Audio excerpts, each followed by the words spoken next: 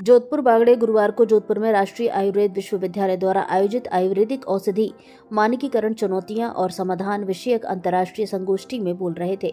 उन्होंने कहा कि आयुर्वेदिक औषधियों की ब्रांडिंग और पैकेजिंग भी इस तरह से हो कि वह उपयोग के लिए आकर्षित करे।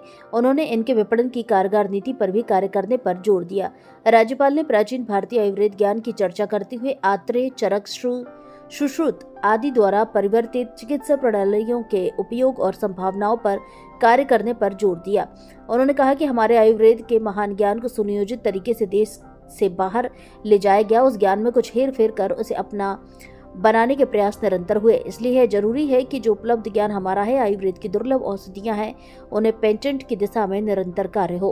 उन्होंने नालंदा विश्वविद्यालय में आयुर्वेद के महान ज्ञान से जुड़ी किताबों की चर्चा करते हुए कहा कि बख्तियार खिलजी ने देश के उस महान ज्ञान को सदा के लिए समाप्त करने के लिए नालंदा पुस्तकालय में आग लगा दी, पर भारतीय ज्ञान को कोई मिटा नहीं सका है। उन्होंने आयुर्वेदाचार्यों से आग्रह किया कि वे प्राचीन भारतीय ज्ञान की धरोहर को जन जन तक सुलभ कराएं। उन्होंने औषधीय प्रयोजनों के लिए जड़ी बूटियों के उपयोग और लिखित ग्रंथों के महत्व पर भी कार्य करने पर जोर दिया। राज्यपाल ने इससे पहले विश्वविद्यालय के अंतर्गत बने होम्योपैथी महाविद्यालय के भवन का भी लोकार्पण किया। संसदीय कार्य मंत्री ने कहा, मुख्यमंत्री भजनलाल शर्मा के नेतृत्व में राजस्थान को विकसित और समृद्ध प्रदेश बनाना है। साथ ही प्रदेश सरकार राजस्थान के विश्वविद्यालयों के सर्वांगीण विकास के प्रतिबद्ध होकर कार्य कर रही है। श्री पटेल ने कहा, आयुर्वेद प्राकृतिक चिकित्सा प्रणाली है जो शरीर, मन और आत्मा का संतुलन बनाए रखने में सहायक है।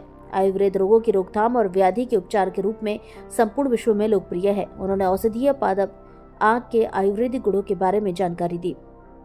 कार्यक्रम में विश्वविद्यालय के कुलपति प्रोफेसर वैद्य प्रदीप कुमार प्रजापति, कुलसचिव प्रोफेसर गोविंद सहाय शुक्ल, पूर्व कुलपति प्रोफेसर BL गौड़, उत्तराखंड विश्वविद्यालय के वाइस चांसलर अरुण कुमार त्रिपाठी, गुजरात आयुर्वेद विश्वविद्यालय के पूर्व कुलपति डॉक्टर SS सावरीकर, एम्स जोधपुर के अध्यक्ष डॉक्टर SS अग्रवाल, प्रबंध मंडल के सदस्य, अन्य निकायों के सदस्य, विश्वविद्यालय के शिक्षक, अधिकारी सहित विद्यार्थी उपस्थित रहे। भारत संवाद से दीपक सिंह नेवाड़ की रिपोर्ट।